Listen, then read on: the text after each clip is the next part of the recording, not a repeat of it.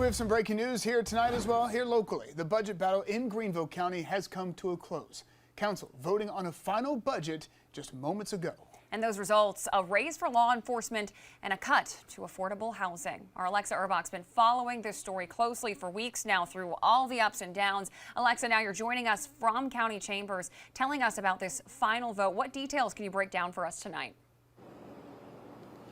Well, Dana, Justin, after nearly 4 hours of heated discussions among council members and passionate speeches among members of the public, Greenville County Council finally approving that nearly $500 million budget. In fact, council just wrapped up about an hour ago after it started at 6 p.m. with some members of the public lining up to speak at 4 p.m. So a really long night for a lot of people and very big decisions made on some hot topic issues. We want to break down some of those biggest votes tonight in this budget. So this budget tonight, members approving a 6% raise for all law enforcement officials, supported by almost all councilors. One of the most divisive decisions, a $1 million cut to affordable housing, leaving just $2 million for the next fiscal year.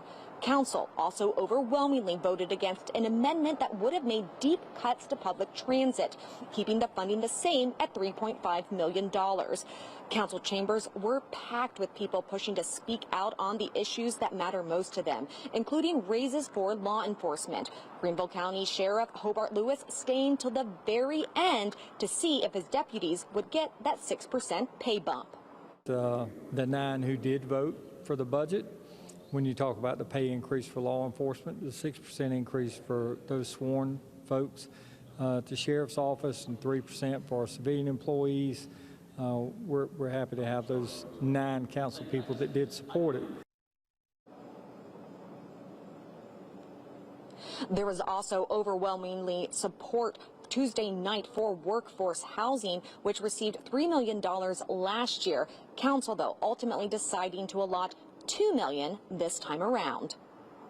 Still concerned because there's a lot of federal cuts for affordable housing that are coming up with the federal budget, and then on top of that, the less money that we have at the county level, the less money we can get from the federal government. We need more than $3 million, but unfortunately right now we only have 2.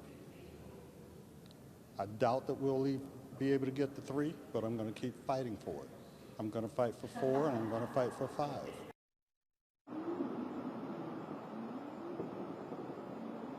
So some members actually just leaving a couple of minutes ago. I was able to speak with them while they were coming out of chamber doors, and a lot of them did tell me that while they were pleased with the compromise that came with this budget after weeks of discussions, a couple of councilors, including Councilman Steve Shaw and Frank Farmer, did tell me that they still thought the budget that passed was not quite conservative enough with too much spending. And they said that's going to be on their minds as they pursue the next couple of months leading up to discussions for next year's budget. But in the meantime, still a lot to digest, and we're going to be bringing you the latest throughout tomorrow evening, breaking down these biggest issues that decisions were made on tonight.